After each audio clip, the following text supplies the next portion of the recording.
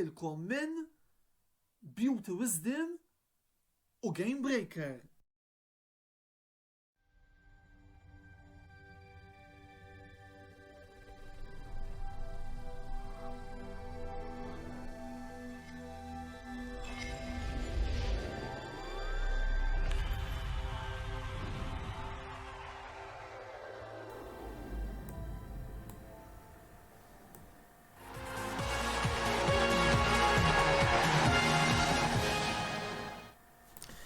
Antonello Bella jisemmilkom u jilqakom għall-54 episodju mis-sensiela l-intervista fejn il-lejla sejrin nitfaw l-attenzjoni fuq il-derbi ta' Manchester li ser ikollna nhar il-ħadd li ġej fil-5:30 bejn Manchester City u Manchester United. Għal dan il-għan miegħi il-lejla fuq il-panel għandna l-uffiċjal tal-medja tal-Manchester City Supporters Club Malta Rudolf Gatt u l-segretarju sħubija ta' Manchester United Supporters Club Malta Robert Mizzi. Bħal dejjem infakkarkom li jekk tixtiequ tpoġġu xi domanda lill-mistednin tagħna jew tagħtu xi kumment fuq dak kollu li qed jiġi diskuss f'din is-sija li ġejja, intom tistgħu tagħmlu dan billi tħallu l-ħsieb tagħkom fuq is-sezzjoni tal-kummenti li għandna apposta marbuta ma' din ix-xandira. Għanna wkoll xi ħbarijiet qabel ma nibdew il-programm, ftit tal-ħinilu tellaw il-polots tal-kwarti tal-finali tal-FA Cup li fihom qed naraw daħlu is-sissa sakemm konna qegħdin noħorġu l-iskrin tal-bidu prattikament għandna lil Crystal Palace ma' rebbieħ tal-logħba Everton Bournemouth li se tintlab il-lejla, Middlesbrough Chelsea, Nottingham Forest kontra Liverpool u Southampton kontra Manchester City u għal dan il-għan ukoll dal-waqt ser nitlob il-kummenti ta' Rudolf fuq din il-polza. Barra minn hekk ukoll għandna bħalissa dejjin il-raba lejl tal-Kazu Premier League Darts li qed issir ġewwa Exeter. Intemmew diġà żewġ logħbiet fejn fihom għandna wkoll magħrufa l-ewwel semifinali qegħdin ukoll taraw il-grafika. Rebħa konvinċenti għal Michael Van Gerwen kontra Johnny Clayton fil-waqt li Michael Smith jikseb l-ewwel semifinali meta jirbaħ 6-5 kontra Joe Cullen. Bħalissa bdiet ukoll il-logħba l-iktar mistennija bejn Peter Wright u Gerwin Price l-ewwel tnej tad-dinja bħalissa fejn ukoll se nkunu qed ngħaddulkom aġġornamenti sew fuq dik il-logħba kif ukoll jekk nilħqu fuq il-kwart tal-finali l-oħra bejn James Wade u Gary Anderson. Rudolf, merħba lura fil-programm l-intervista u grazzi tal-li il-lejla tinsab lura magħna. L-ewwel reazzjonijiet tiegħek fuq il-polza tagħkom tal-FA Cup kif ukoll fuq il-polots l-oħra b'mod ġenerali qabel ma nibdew nitkellmu fuq id-derby. L-ewwel qed insellimlek Antonello nirringrazzjak tal-li ġejt tajtna din l-opportunità nieħdu sehem fuq il-programm tiegħek. Sellem ukoll il-Robert Mizzi min-naħa tal-Manchester United Supporters Club u nsellem ukoll il-community smana. On paper tidher l-iktar polza diffiċli għax naħseb ħankunu l-unika polza li ħajkun hemm bejn żewġ timijiet minn tal-Premier League. U skont kif marru il-riżultati dan l-istaġun fil-Premier League, il-logħbiet tal-Manchester City ma' Southampton ma kinux daqstant sodisfaċenti għax kien dak it-tim illi fil-fatt ġejna dromju darbtejn effettivament tlifna 4 punti minn potenzjal ta' 6 ħatkun logħba li mhux se tkun faċli, però l-ebda logħba ma hija faċli għax bħalma rajna wkoll din il-ġimgħa u anke f'rounds oħra qabel anke timijiet li huma f'diviżjoni inqas jiġifieri timijiet ta' Championship ukoll jagħtu logħba kbira u logħba diffiċli li t-timijiet kollha inkluż it-top tier Premier teams. So nħarsu liha bil-fiduċja biex ovvjament impattu għad-disfatta sa ċertu punt disfatta li kellna ma' Southampton dan l-istaġun u nagħmlu ir-rebħa li nixtiequ ħalli nimxu għar-round. Teknikament ukoll ovvjament ngħidu qed nassumu għaliex possibilment ser ikollna wkoll konfront ieħor mill-Premier League Rudolf dak bejn Crystal Palace u jekk kif mistenni jikkwalifikaw ar-round li jmiss Everton. Min-naħa l-oħra L-oboħra ħana diftit kummentina u koll li taf tkun triki u ħan ispjega lix Middlesbrough Chelsea ma rridux ninsew li l-Middlesbrough eliminaw l-Manchester United u eliminaw u koll klab biħor tal-Premier League jidir li Tottenham Hotspur. Robert, forsi ndaħħalna għalilek fil-qosor taj li kapaċi tkun triki għal Thomas Tuchel. Kif qal sieħbi Rudolf fl-FA Cup hija kompetizzjoni li dejjem wieħed irid joqgħod attent kif jagħmel previżjonijiet għaliex mhux l-ewwel darba li kellna sorpriżi.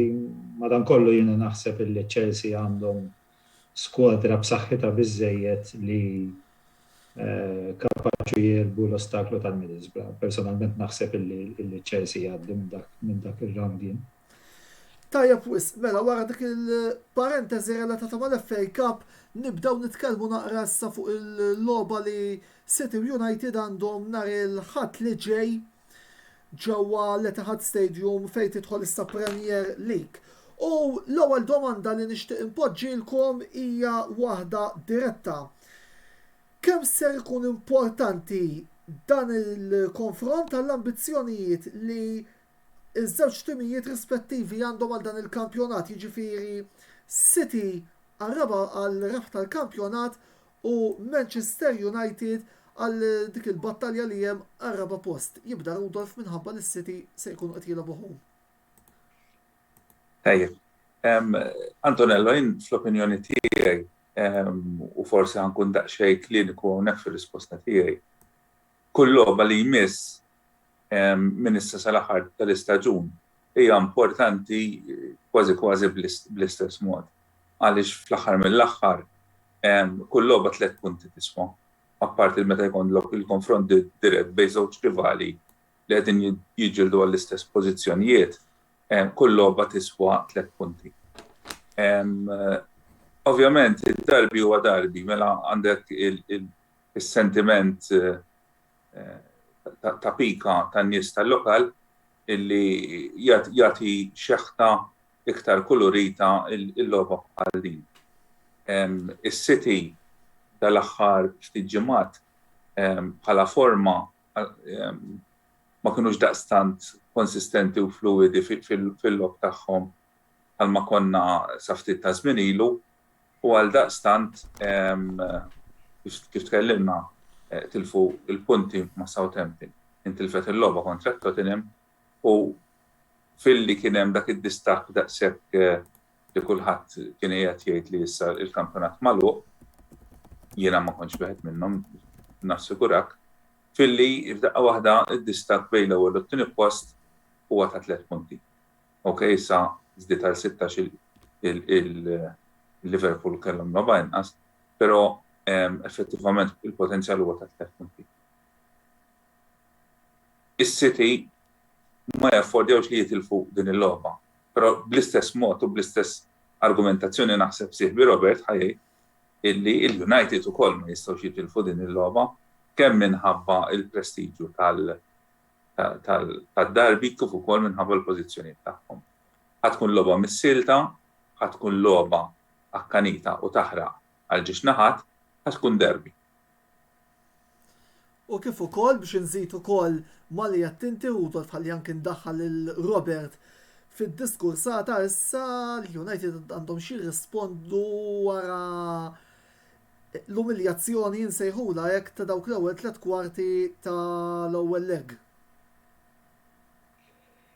Iva biex inżid li għattu intom bażikament il-derbi huwa dejjem derbi u ir-rivalità naħseb anke jekk it-timijiet it-tnejn li huma jkunu qegħdin f'pożizzjonijiet ta' nofs il-klassifika biex ngħid hekk, xorta jkun hemm dik ir-rivalità tad-derbi li tispikka.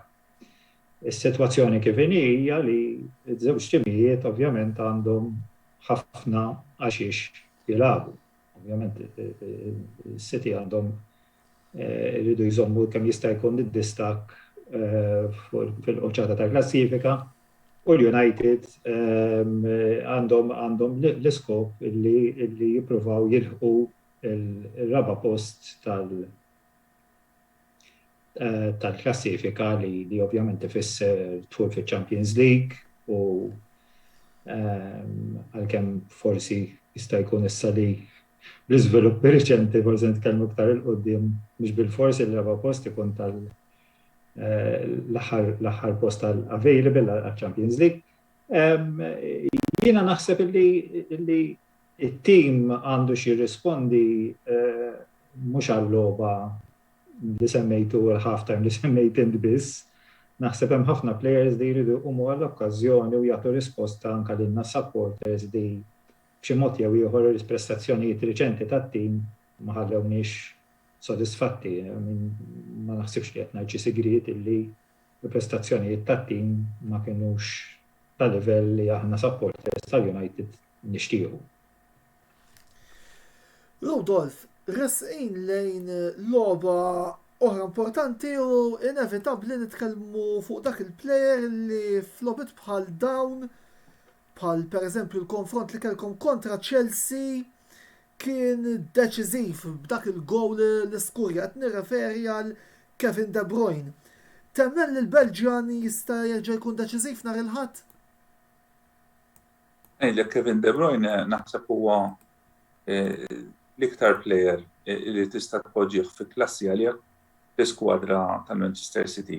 Għalkemm strettament jien nemmen li s-saħħa tal-Manchester City mhix qiegħda fl-individwalità tal-plejers imma qiegħda fil-kollettiv.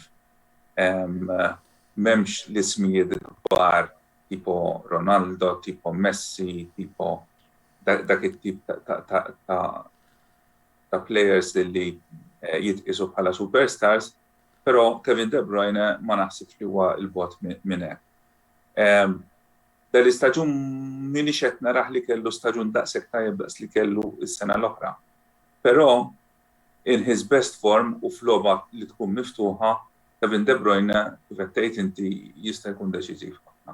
Is-sabiħ tal-iskwadra f'dan il-mument kif nara jiena huwa illi fejn jislek għalek plejer għandek il-probabilità li ħajkollek ieħor li ħajbrilla. Jekk mhux De Bruyne għandek il-Foden, jekk mhux Foden għandek il-Bernardo Silva, għandek il-Cancelo. Tibda semmi wieħed wara l-ieħor u għandek dawk il-plejers li qed jagħmlulek id-differenza kuntest li l-iskwadra tal-Manchester City staġun sħiħ prattikament tat-tieni staġun.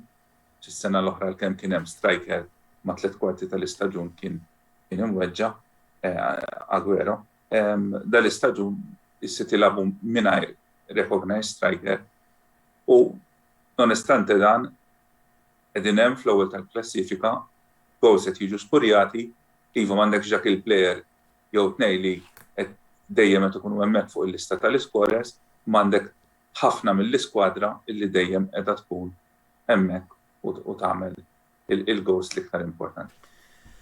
Daħlet u wkoll domanda mingħand l-assistent tal-produzzjoni Mark Xkembri li nixtieq insellem u nirringrazzja tax-xogħol siwi illi jagħmel kull ġimgħa meta biex nkoll nkun nistgħu nissetjaw dan il-programm u għandu domanda lik Rudolf. X'taħseb li għandu is-City li tista' tagħmel id-differenza għar-rebħ fil-konfront ta' Liverpool? Ħanejdlek, inkun preżuntus jekk ngħid illi il-Liverpool mhumiex qegħdin hemmhekk possibilità li jirbħu il-lig. Il-konsistenza hija l-iktar ħaġa importanti li nara jiena. Dal-aħħar il-Liverpool reġgħu qabdu r-ritmu qegħdin f'vena konsistenti. Jiena naħseb illi iktar mill-individwalità u t-tattiċiżmu tal-managers ta' kull naħa li huma tnejn fost l-aqwa managers li hawn fil-logħba tal-futbol fil-preżent, naħseb hija il-konsistenza u l-kapaċità illi tirreaġixxi b'mod inċiżiv. Anke jekk waqt logħba għandek plejer li żbalja u sar il-gowl minn fuqu, il-kapaċità ta' dak il-plejer u tal-kollettiv tat-tim illi huma l-okkażjoni. Jiena naħseb li dik hija il-konsistenza u l-kollettività tat-tim. Minnaħa l-oħra, Robert, Manchester United mhux qed narhom daqshekk konsistenti minkejja l-wasla ta' Ralf Rangnick bħala manager interim tat-tim. Fil-fatt ukoll qegħdin joħorġu xnijat illi saħansitra dan ġatila fil-kontroll ta' dressing room apparti disgwiti li qed ikollu ma' allegati disgwiti dejjem li qed ikollu ma' Cristiano Ronaldo. Minnhom daw ix-xnijat kemm qed taħseb illi qegħdin jaffettwaw l-ambjent ġewwa Carrington? Jekk mhux minnhom ix-xnijat jew le nkun preżuntus jekk ngħid li naf. Ovvjament, il-United u Ronaldo huma attrazzjoni kbira għall-medja u għall-espekulazzjoni. Kienu hekk u għadhom hekk sissa, anke forsi t-tim mhux sejjer daqshekk tajjeb. U nemmen illi hemm ħafna social media outlets u gazzetti tabloids li basically jispekulaw fuq dawn il-relazzjonijiet li suppost qed jaħdmu players impekati ma' xulxin jew il-verità hija li nistgħu naraw aħna bħala supporters huwa li t-tim mhuwiex konsistenti u mhux qed jagħti prestazzjonijiet tajbin. Issa u aħna nistgħu nikkummentaw fuq dak li naraw matul id-design minuta waqt il-logħba. X'inhuma l-kawżi ta' daw? X'taħseb li huma l-kawżi ta' din l-inkonsistenza illi qed ikolkom? Waħda mill-affarijiet li naħseb semma Mela jidher li semmaru it-tim qed tismani. Iva. Jidher illi il-kollettiv tat-tim mhux qed jiffunzjona kif suppost. Having said that, nemmen illi bl-iskwadra li għandhom United bħalissa għalkemm forsi mhix qiegħda fil-livell tal-Liverpool u tal-Manchester City bħala skwadra ta' individwi, nemmen li l-prestazzjonijiet għandhom ikunu ħafna ħjar. Issa d-diskussjoni fuq Ronaldo hija diskussjoni li tista' anke bejnietna supporters tal-United min jgħid illi it-tim qed jipprova jadatta għalih, min qed jgħid illi issa ta' 37 sena past his best. Jiena ngħid illi t-tim tattikament u kollettivament mhux qiegħed jagħti prestazzjonijiet li suppost. Issa l-individwi nista' nipponta wkoll Bruno Fernandes mhux qed ikun inċisiv daqskemm kien is-sena l-oħra. So tista' tħares lejha wkoll. Id-difiża għalkemm għandna l-gowler li qed jagħti prestazzjonijiet tajbin, imma d-difiża ovvjament hemm ħafna kritika għaliha wkoll. Maguire fuq kollox. Eżattament, ġifieri hemm diversi fatturi illi qed jikkontribwixxu naħseb kollha f'daqqa biex it-tim kollettivament għandek fattur pereżempju jiena nemmen li il-fatt li m'għandniex plejer illi qiegħed in top form bħalissa ishom kollha qegħdin il-plejers ma jistgħux isibu l-forma tagħhom qed jaffettwaw kollha. Ġieli jkollok instances fejn f'logħba għalkemm tkunx qiegħed fl-aqwa tiegħek ikollok il-plejer dak li jaqalak ngħidu aħna bil-Malti u ikun in top form u jagħmel gowl u jrekkak il-logħba. Qed imbagħtu minn dik ukoll, ġifieri hemm dak il-fattur ukoll. M'għandniex plejer in top form li bħalissa meta prestazzjoni ikunu daqsxejn below average jaqalak u jagħmellek iġiblek 3 punti li inti minn droj minn punti tal-aħħom lok 3 punti. Mela għandna iżjed kummenti u domandi qabel xejn nixtieq inkolli nsellem lis-Sur Joseph Tedesco, il-President tal-Manchester United Supporters Club billi llejla qed isegwina wkoll u bagħat it-tislijiet tiegħu sew lili kif ukoll lilkom it-tnejn Rudolf u Robert. Insellmu hawnhekk il-ġew. Iżjed domandi u iżjed kummenti fuq din il-logħba. Mark Xkembri li għadda kumment li fakkarni fih għaliex fil-fatt rajtu jiena wkoll u again Robert jidher li anke domandi l-kummenti li għandna ishom kollha qegħdin diretti lejk. Rio Ferdinand li fil-podcast tiegħu Vibe with Five illi wkoll jekk intom dilettanti tal-futbol Ingliż nirrikmandalkom li segwu, apparti li tkomplu segwu appuntu l-intervista, qal illi il-part ta' Real United iridu jidraw mingħajr onuri għal sentejn oħra. Taqbel ma dal-kumment ta' Ferdinand? Dina li nippruvaw nagħtu time frame fuq meta jiġi s-suċċess, ħadd l-ebda tim għandu garanzija tas-suċċess, jiġifieri din li xi ħadd jista' jgħid ara sentej oħra l-United jistgħu jerġgħu jirbħu t-tazzi. Ma naħsibx li taħdem hekk fir-realtà. Jiena naħseb illi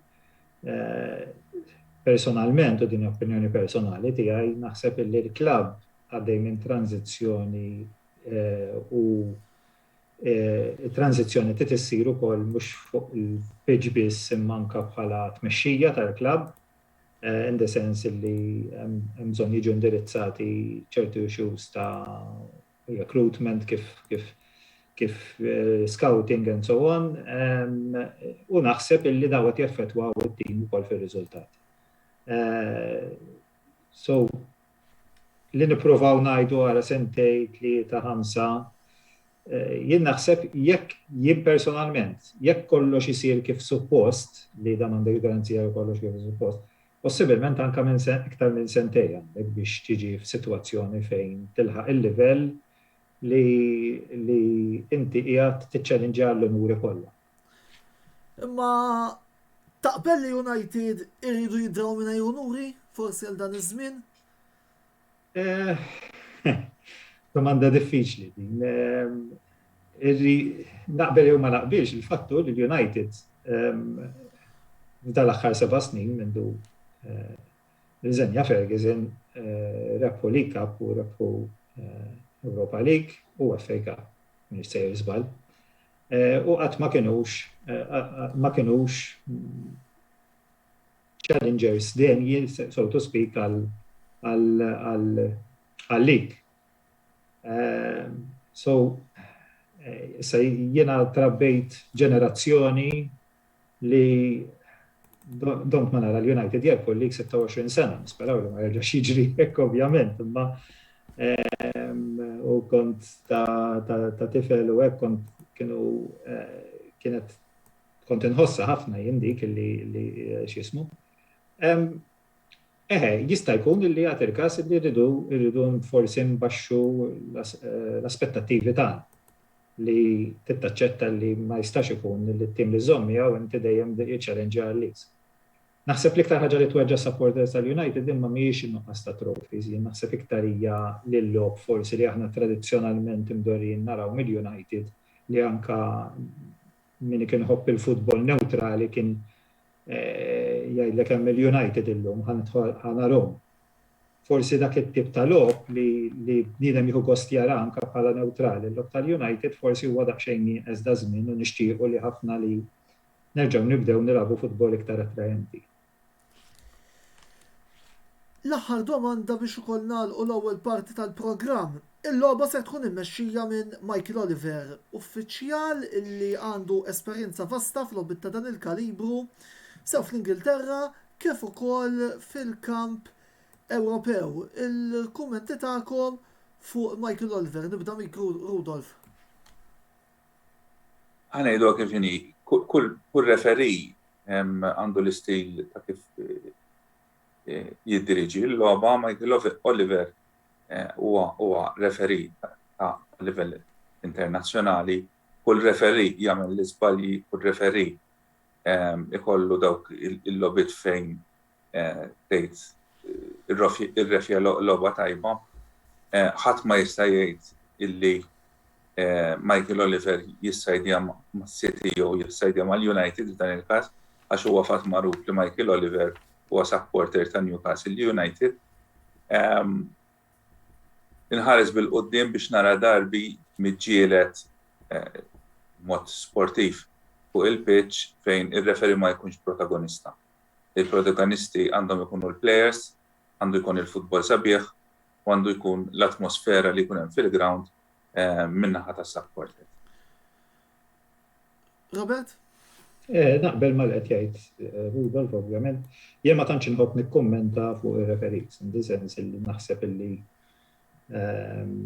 ir-referees qegħdin hemmhekk biex jaġevolaw li l-logħba timxi kif suppost. U naħseb illi speċjalment meta nitkellmu fuq lik ta' li għandek dawk ix-xhur dak il-logħb kollu, naħseb illi żbalji tar-referees ma jiddeterminawx min jerbaħ il-lig jew le. Jista' jkun forsi f'tazza żball kruċjali jkun deċiżiv, però fuq numru ta' logħbiet, kważi 40 logħba 38 matches, nemmen li dejjem l-aqwa tim ħajjerbaħ, ġifieri ma nemminx li l-iżbalji individwali tar-referi jistgħu jiddeterminaw min jerbaħ il-lig. Logħba iva forsi, imma ndilhom ran naħseb min ikun jaħħaq u jirbaħ il-lig xorta ħajjerbaħ. Issa jekk forsi diskussjoni kompletament diversa, ma forsi l-okkażjoni oħra, jekk hux ir-referees qed jiġu mejjuna jew le u mill-VAR, u jekk il-VAR hux qed jaħdem kif suppost jew le, naħseb hija nistgħu nibqgħu sejrin fuq qegħdin ħafna ħin għax jiena Mhux li għamlet ħafna suċċess fl-Ingilterra l-VAR. Jiena kelli kont favur ħafna, imma milli qed nara li qed jiġri meta nara l-logħb naħseb sir daqsxejn xettiku fuq il-VAR kif tekkelmi u kif qed tiġi interpretata fl-Ingilterra u kif qed forsi qed twaqqaf il-logħba u taqta' l-flow tal-logħba intenzolhom. Jekk tippermettili naqbel ħafna minja, però apparti il-VAR kif qed titqaddem, naħseb ukoll hija wkoll ċertu regoli tal-logħba, speċjalment il-mod kif jiġi kkalkulat l-offside illi jekk l-interpretazzjoni li qed jingħataw biex jimxu biha hija li jekk ikollok dik il-farka żgħira mill-ġisem li hija 8 millimetri il-qoddim minn plejer ieħor u dik ngħidula offside jiena naħseb hija kontra l-ispirtu tal-logħba, kontra l-ispirtu tal-futbol sabiħ. U naħseb l-ewwel ma jrid jiġi rranġat huwa il-mod kif jiġi interpretati ċertu regoli fil-futbol. Offside x'inhuwa? Meta tibda tara fuq l-iskrin jagħmlu s-sinjali ġejjin minn taħt l-armpit hawnhekk. Ma bliema mod qed jiddeterminaw u anke inti meta twaqqaf il-picture biex tikkalkula dik il-fraction of a second ħa tagħmellek differenza. Jew ħajkun hemm konsistenza fil-mod kif jiġu interpretati ir-regoli kif titħaddem il-VAR. Ħaġa li ma nistax nifhem għaliex m'hemmx konsistenza ta' kif meta wieħed referi jmur ħares lejn l-iskrin jew meta ma jmurx. Żejn qed nitkellem u ħankun ċar. Kien hemm okkażjonijiet fejn jidher li favorew lis-City, kien hemm oħrajn li ħadmu kontra s-City, iktar wieħed riċenti jidher li kien favur tagħna lil ħadd. Però ejja nkunu onesti, kull tim sofra minnhom daw. U għal-ġid tal-logħba naħseb illi l-VAR batitna lura. Għaddi ma wasalx għal dik il-konklużjoni jien imma xettiku ħafna fuq kif interpretata u li naqbel ħafna miegħek illi ħafna deċiżjoni. Probabilment ir-regolamenti ġodda li introduċew ma jnux laqqas. Komplew żiedu fil-konfużjoni. Għax anke supporters qishom mhux qed jinterpretawhom tajjeb però jkun hemm ħafna. Jiena fil-fatt ikolli naqbel ma' Robert għaliex ukoll jiena l-bidu kont ħerqan li forsi din tista' tkun is-soluzzjoni tal-problema. Iżda milli qed naraw il-VAR komplet tagħmel it-taffejġ pudini kontroversi li naħseb ikollna bżonn 3 programmi oħra parti dan tal-lejla biex nkunu nistgħu niddiskutu il-mishaps tal-VAR. Grazzi Rudolf u Robert, semmur waqfa qasira ta' riklami, ibqgħu magħna għaliex id-dibattitu ser ikompli għan-niżjed aġġornamenti, għan-niżjed messaġġi u kol ser niddiskutu l-aħħar żviluppi fuq il-UEFA Champions League. Ibqgħu magħna.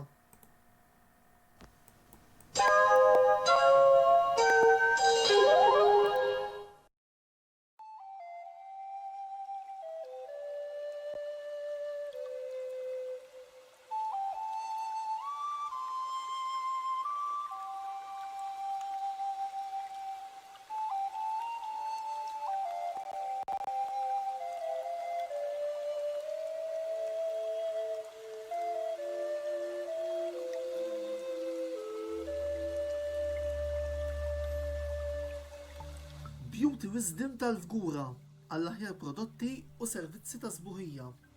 Żuru wkoll Nails by Sharona fl-istess stabbiliment għall-aħjar servizz ta' trattament ta' dwiefer.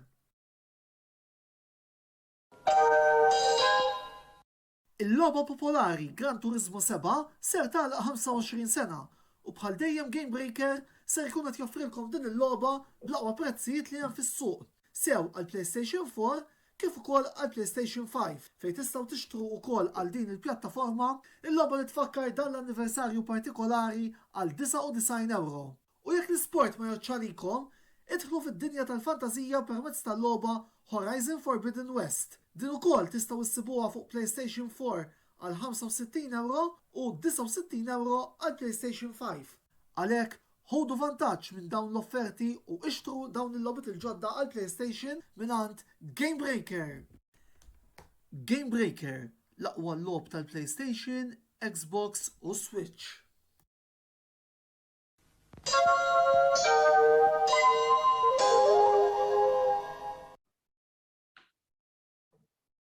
Merħba lura t-tieni parti tal-programm l-intervista, l-produzzjoni ta' diskussjoni sportiva li kull nar ta' 5 filgħaxija qegħdin intella u l-lejla qegħdin niddiskutu wkoll il-derby ta' Manchester bejn Manchester City u Manchester United flimkien ma' Rudolf Gatt, l-uffiċjali relazzjonijiet pubbliċi tal-Manchester City Supporters Club Malta, u Robert Mizzi mill-segretarju sħubija tal-Manchester United Supporters Club Malta. Fakrukom li jekk tixtiequ issaqsu xi domanda jew taridu tagħkom fuq dak kollu qed nitkellmu fuq il-lejla, intom tistgħu tagħmlu dan billi tiktbulna fis-sezzjoni illi għandna apposta likom f'dina ix-xandira għaldaqstant nistennew il-kummenti tagħkom. Qabel ma naqra xi żewġ kummenti wkoll nagħtu naqra l-aħħar aġġornamenti mill-Premier League Darts li bħalissa maddejjin ġewwa Exeter u rajna l-Van Gerwen li jirbaħ b'mod konvinċenti kontra Johnny Clayton, qegħdin ukoll taraw il-grafika hemmhekk. Michael Smith jieħu l-ewwel rebħa tat-turnament meta jirbaħ 6-5 kontra Joe Cullen u fil-logħba tal-kwarti tal-finali Peter Wright jirbaħ 6-2 kontra Gerwin Price, il-konfront bejn l-aqwa tnejn tad-dinja. Għaldaqstant Michael Van Gerwen u Michael Smith se tkun l-ewwel semifinali. Bħalissa wkoll hemm għaddejja l-logħba bejn James Wade u Gary Anderson, ir-rebbieħ ta' din il-logħba jilgħab kontra Wright fis-semifinali l-oħra. Xi ftit kummenti milli qegħdin naraw ukoll milli qegħdin naqraw ukoll u li qegħdin nirċievu. U ħanibda naqra b'dan il-kumment ta' Brady Buġeja fejn qal il-livelli għandhom Manchester City u Liverpool huwa akbar milli kienu l-opponents fi żmien Ferguson.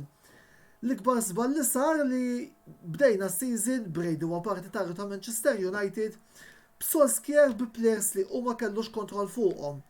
X'tippretendi mbagħad meta qiegħed tikkompeti ma' heavyweights mondjali tal-futbol.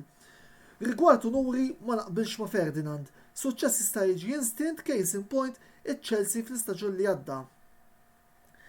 Nemmen li United għandhom elementi validi u jidher li fis-sajf se jkun hemm muskolu finanzjarju biex isiru akkwisti deċiżivi. Skużawni, nittamaw. Min-naħa l-oħra, James Hyde li huwa wkoll il-korrespondent tal-Kamra Sportiva għal dak li jidħol futbol Ingliż, jirrimarkalna li United għandhom rekord tajjeb dal-aħħar snin barra minn darhom kontra Manchester City. U qed jistaqsi wkoll jekk taħsbux li United sejrin ikomplu fuq dan ir-rekord biex fejtlu previżjonijiet inħalluhom għall-aħħar. Rudolf u l-iktar Robert, ma nafx għandkom xi kummenti fuq dak kollu li qalilna Brady f'dak il-messaġġ li ħallilna. Fimni, l-għonet ma ħossniex l-iktar persona kompetenti biex nitkellem fuq il-United.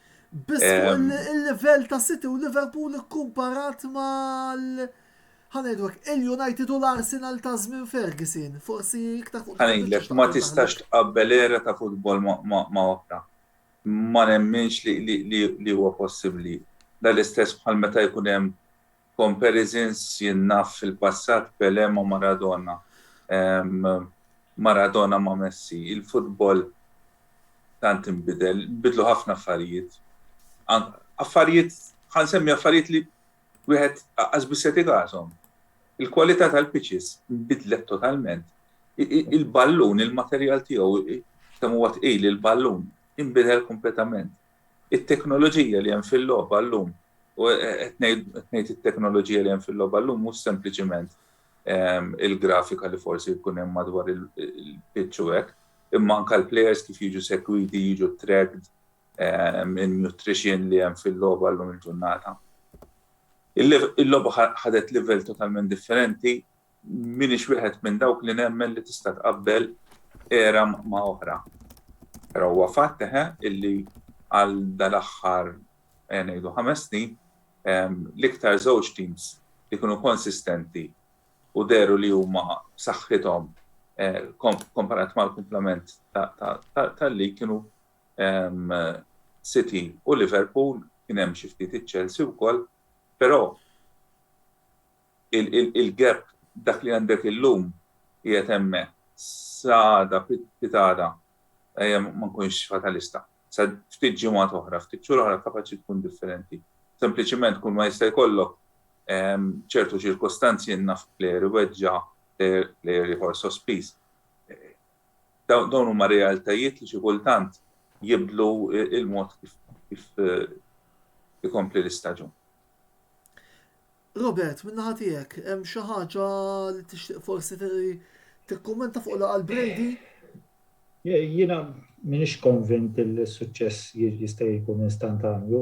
Jiena nemmen li ikollok strateġija long term li inti taf x'inti tagħmel u ma tieħux deċiżjonijiet li ma jkunux purament bażati fuq x'għandu bżonn it-tim.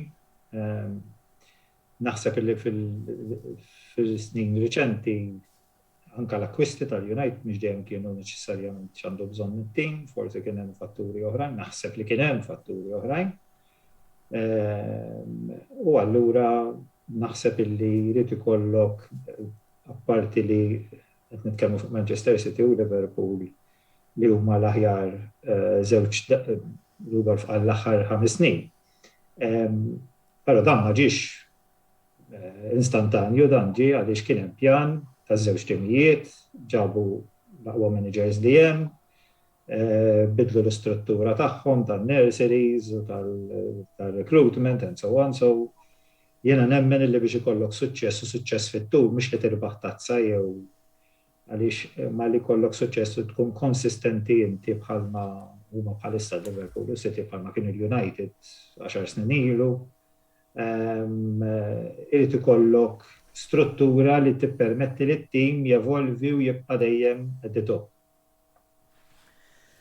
Sewa wisq, mela noħorġu naqra mill-lenti tad-derbi ta' Manchester għaliex ħarġet ukoll aħbar illum illi il-UEFA konfermat format ġdid tal-UEFA Champions League mill-istaġun 2024 u 2025 u ħanaraw naqdin il-grafika wkoll fejn il-lobiet se jitilgħu għal it-timijiet anzi minn 32 ħajtilgħu għal 36 u il-group stages ser jitqasmu isu flik wieħed fejn kull tim ħajlab 10 lobiet fl-ewwel fażi, 5 home u 5 away.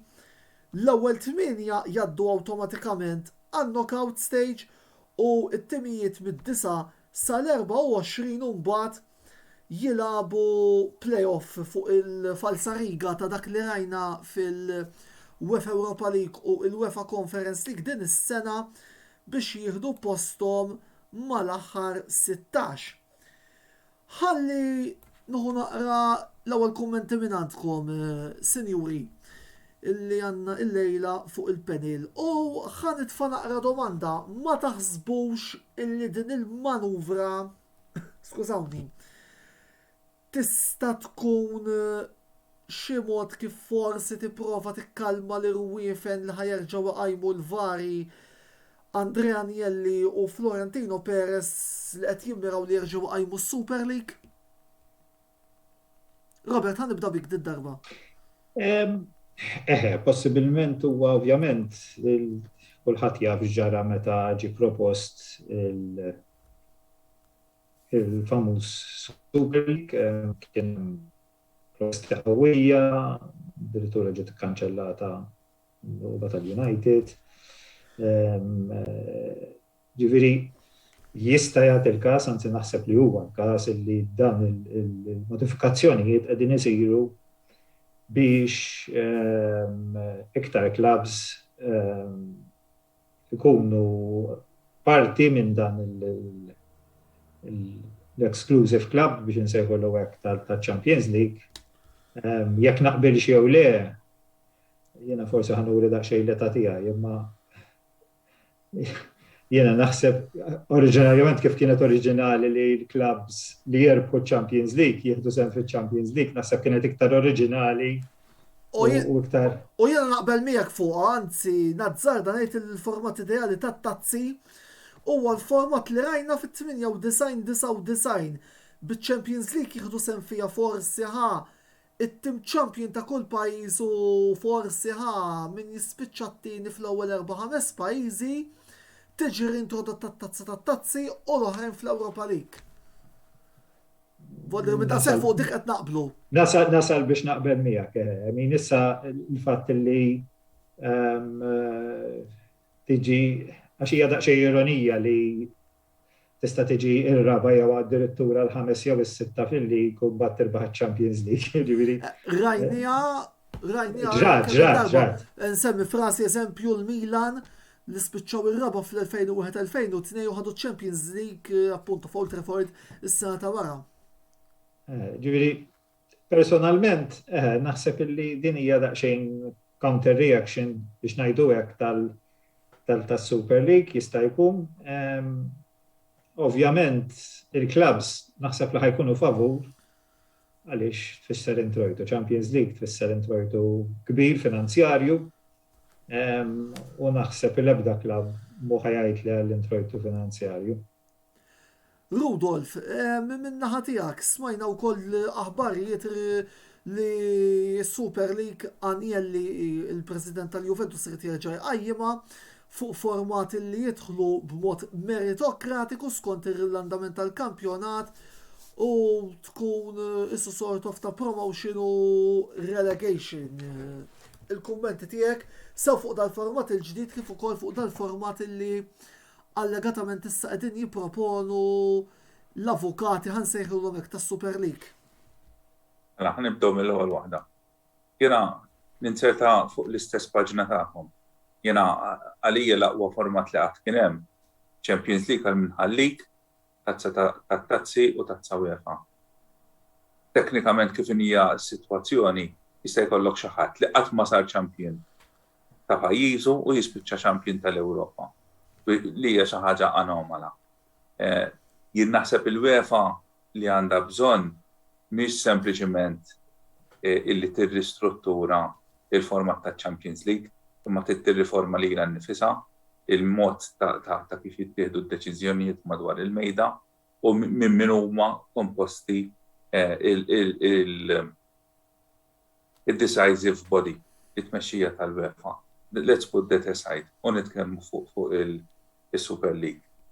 Jiena bħal ħafna supporters oħra kont diżappuntat meta l-klabb tiegħi kellu ismu imniżżel fil-Super League. Jiena naħseb il-konvinzjoni tiegħi kienet illi City were afraid of losing out once li reġgħu sabu ruhom lura mat-timijiet il-kbar.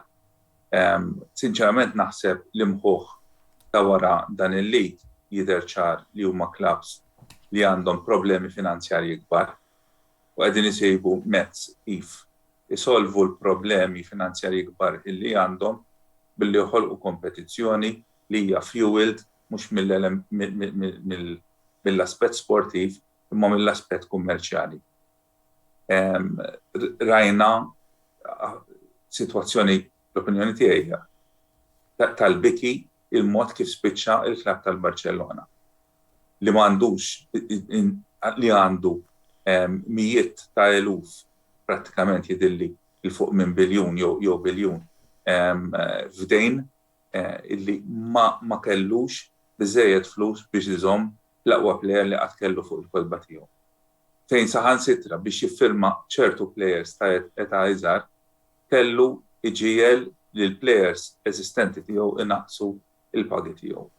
U hawnhekk nibda nsaqsi lili nnifsi meta il-klabb li nżomm miegħu jien għal ħafna fuq rasu u ġie ħafna drabi kritikat fuq il-financial fair play kif il-UEFA allura ma tinkwitax fuq dawn is-sitwazzjonijiet. Il-financial fair play jien naqbel magħha, però ma jfissirx li il-mod kif hija mfassla l-financial fair play hija r-riga l-ġusta. Naħseb ir-riga l-ġusta hija s-sostenibilità tal-klabs. Hija s-sostenibilità li inti għandek modell li jibqa' jaħdem. Il-UEFA bħalissa għandha challenges oħra. Għandha ċertu introjtu li ħajkollu jieqaf. Li ġejjin minn sponsorships bħalma huma tal-Gazprom illi ħajspiċċaw minħabba situazzjoni tant kera li hawn bħalissa bil-gwerra li għaddejja fl-Ukrajna. Il-UEFA għandha tirriforma lilha nnifisha biex tagħmel lilha nnifisha sostenibbli, però fl-istess ħin ukoll tittara li il-klabs ikunu sostenibbli mhux billi nagħmlu regoli illi ma jagħtux spazju għall-investiment ġdid ta' owners ġodda fil-logħba tal-futbol, imma billi jkun hemm modell illi jaħdem, illi jkun hemm ċertu element ta' sensibilità fis-salarji, illi jkun hemm persentaġġi, il-persentaġġ tas-salarju komparat mal-introjtu tal-klabb ikun sensibbli. Illi inti jekk il-klabb qiegħed idaħħal 100 euro ma jkollux 90 minnhom kollha li huma pagi, irid ikun hemm ċertu caps illi jidħlu ma jfissirx li jkun cap wieħed għal kull klabb, ma jkunu fuq bażi ta' persentaġġi u anka fuq kemm any single player jista' jkollu introjtu, jista' jkollu salarju komparat ma' sħabu. Dawn huma l-affarijiet li jridu jiġu indirizzati f'opinjoni. Lura issa għal derby ta' Manchester u element illi issa nixtieq li niddiskuti huwa żewġ players żgħażagħ illi hemm bħalissa fiż-żewġ timijiet in kwestjoni li huma wieħed ħansejħulu hekk sa ċertu punt stabbilit bħal huwa fil-Foden ta' Manchester City u l-iskoperta l-ġdida nsejħula jekk ta' Ralf Rangnick illi huwa Anthony Elanga. X'għandu wieħed jistenna minn dawn iż-żewġ żgħażagħ fil-logħba tal-ħadd li ġej?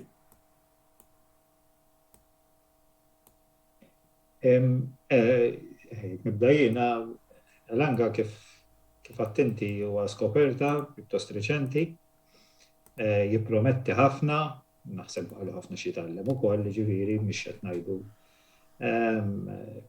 Issa ħadd li ġej, personalment ma nafx hekk se jibda ħadd li ġej, ma naħseb jista' jagħmel impatt anke bħala sostitut. Eżattament. Sostitut, ġifieri l-sitwazzjoni hija li ovvjament meta jkollok żagħżugħ li jidħol fit-tim u jiskorja u diġà għaddejna minnha kemm il-darba din ikun qiegħed forma tajba, il-moral ikun għoli u allura kollox jibda jiġi kif ngħidu bil-Malti bizzilla. Nisperaw, ovvjament naħseb Rudolf mistaqbel, imma nisperaw li jkollu impatt pożittiv fuq il-logħba tal-ħadd. Taħseb illi ħanensu jħulu hekk ir-replacja tajjeb ħafna lil Mason Greenwood wara li dan tkeċċa prattikament? Il-pożizzjoni hija kif qed jilagħbu l-United bħalissa hija pjuttost simili. Wieħed irid jara long term jekk hux il-pożizzjoni tiegħu ħad tkun qed jilgħab bħalissa jew purament striker, jiġri irridu naraw. tim bħal United l-iskwadra li għandhom naħseb hija skwadra li tippermetti li jkunu oppożizzjoni aħjar mill-li qegħdin.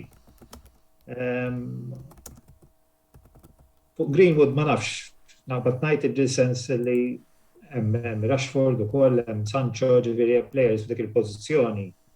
Hemm sitwazzjoni hija li materjali mill-individwi jiena l-iktar ħaġa li qed nistenna u nippretendi hija li kollettivament it-tim ikun aħjar.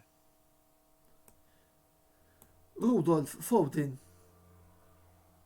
Foden naħseb kien wieħed mill-isbaħ eżempji li rajna taħt Pep Guardiola.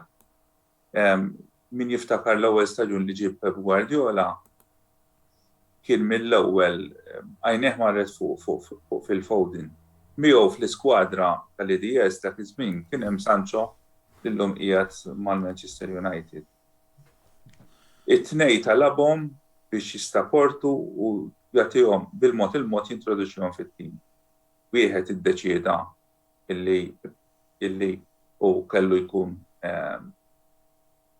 mal-ewwel skwadra mill-bidu li ma kienx xi ħaġa li Guardiola kien fuqha u fil-fatt telaq mal-Borussia Dortmund u qabad karriera tajba minn hemmhekk li ieħor baqa' taħt it-tutela ta' Pep Guardiola bil-mod il-mod beda jingħata l-ispazju tiegħu kellu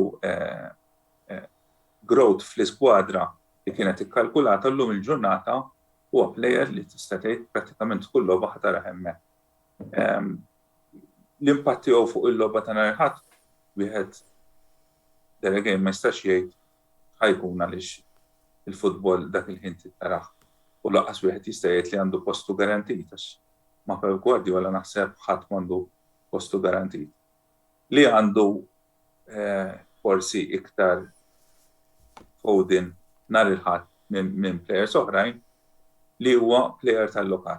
Huwa plejer minn Manchester, huwa supporter tal-klabb stess u ħajkun qiegħed jilgħab f'logħba l-iktar taħraq li jkun hemm ġewwa Manchester għas-supporters tas-City apparti dik li jkun hemm ma' Liverpool. Jiġifieri il-plejer kulħadd jaf xi kwalitajiet għandu llum il-ġurnata sar wieħed mill-aqwa elementi li hemm fil-futbol Ingliż u iva potenzjalment jista' jagħmel differenza. Bil-forsa jagħmel differenza? Well, nistennew nhar il-ħadd naraw u looking forward illi konna logħba sabiħa. Ovvjament jien nixtieq li nirbħu bħala Manchester City u seħibna jixtieq mod. Biex inkompli naqra Antonello mal-qed jgħid naħseb dawn il-plejers iż-żgħażagħ li jidħlu u jagħmlu impatt kważi immedjat biex ngħidu hekk, naħseb iċ-challenge għalihom huwa li fis-seasons ta' wara daw ikomplu jikbru u jkomplu jisviluppaw. Issa f'qal tajjeb Rudolf naħseb Foden kien sa ċertu punt avvantaġġjat li hija taħt it-tutela ta' probabbilment wieħed mill-aqwa managers bħalissa, ġifieri u seta' kompla jiżviluppa. Ovvjament kif tafu l-United suppost ħajkollhom manager ġdid fis-sajf li ġej u għas-season li ġej, jiġifieri rridu naraw l-anga kif ħajfittja fil-pjanijiet tal-manager ġdid ukoll. Ten jew Pochettino? Jiena personalment, opinjoni personali tiegħi, nippreferi tal-Ajax, il-Ten Hag. Tajjeb wisq. Mela, wasalna issa wkoll għal l-ispazju li dejjem nagħtu lis-supporters clubs lokali. Illum għandna l-Manchester City Supporters Club u l-Manchester United Supporters Club Malta. U nixtieq Rudolf u Robert illi issa ittuna naqra l-aħħar aħbarijiet mill-klabs rispettivi tagħkom jekk jogħġobkom. Robert, tibda inti u Nibda jiena. Jalla Rudolf. Mhux problem. Tajjeb, mela il-klabb kif wieħed jissoponi ħabba s-sitwazzjoni tal-Covid kellna ċertu problemi, però l-klabb ma waqafx jaħdem, sar tibdil fl-istruttura, fid-dawl, u ħafna tibdili ieħor ta' biex insaħħu l-klabb fost proġetti li għamilna riċenti, għamilna taraċ arranġajnieh il-ġdid, għamilna ġnub ta' taraċ ukoll, qed nagħmlu twieqi, qed nagħmlu blacked out u qed nagħmlu posters kbar.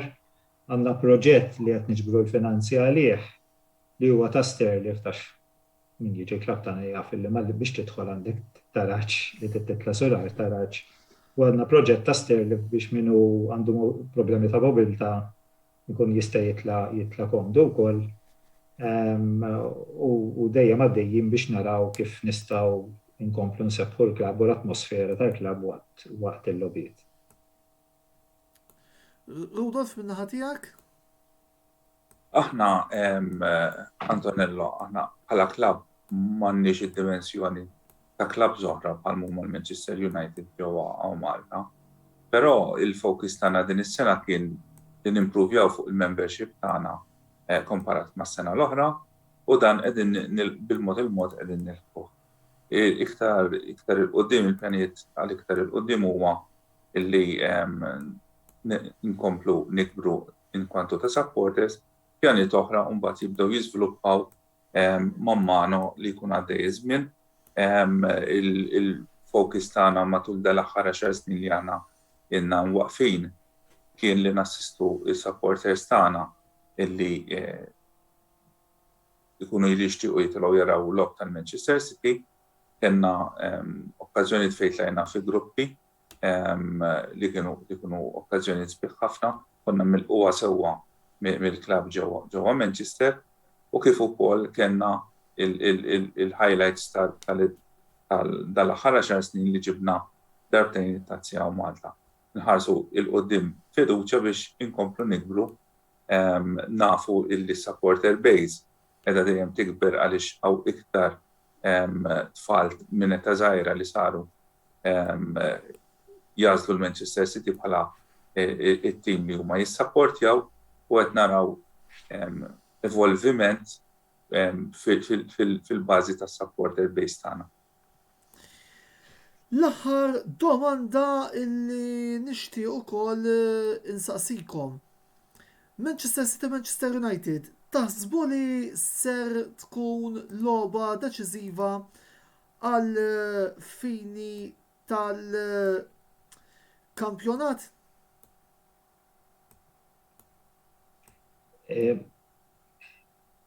Ifimni, għadin f'dak li nsejħulu fil-running, ġiviri pratikament.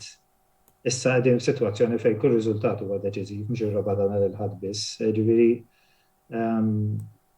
kemm għal pożizzjonijiet tal-finali tal-klassifika u nkal minn ħajrbaħ lik naħseb kull logħba hija deċiżiva.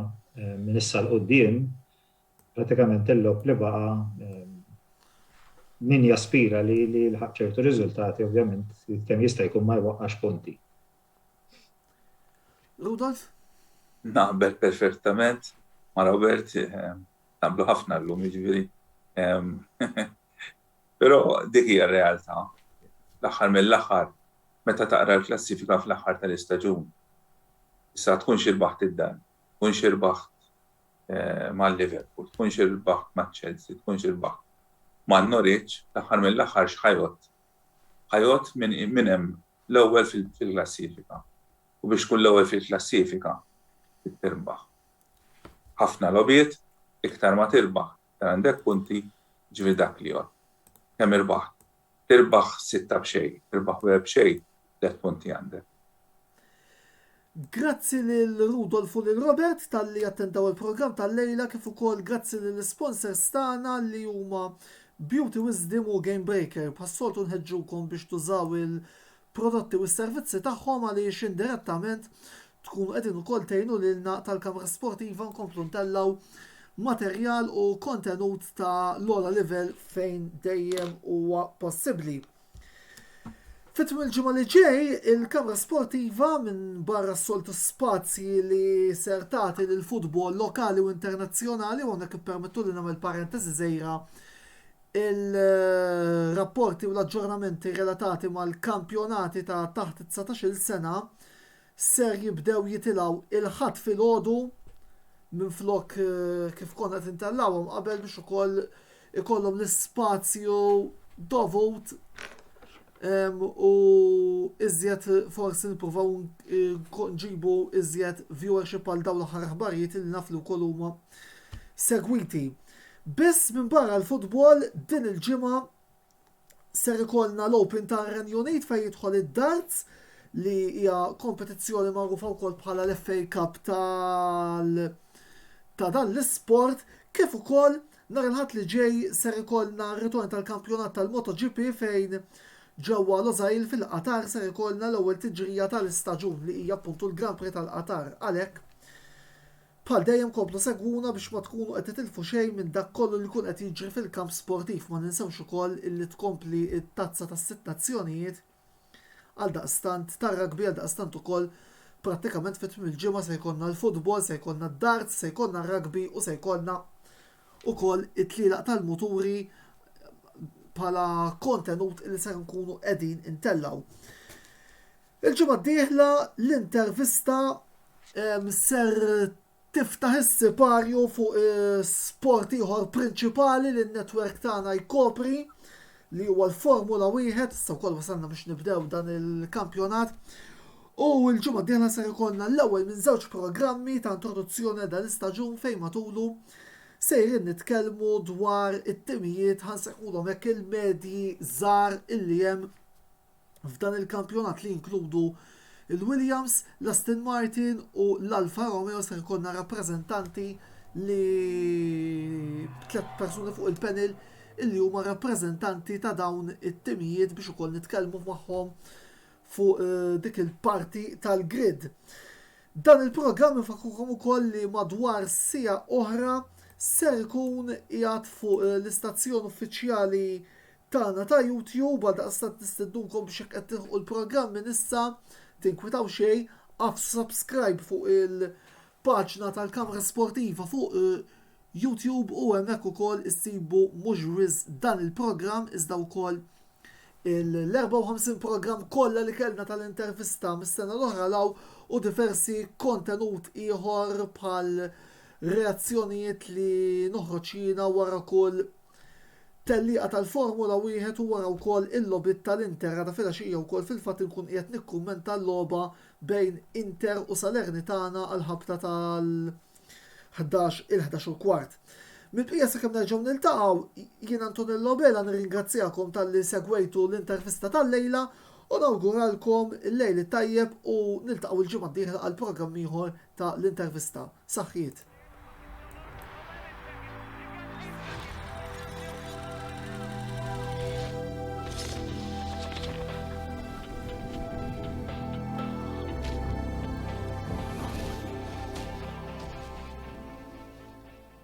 L-intervista ġiet imwassla lilkom minn Beauty Wisdom u Game Breaker.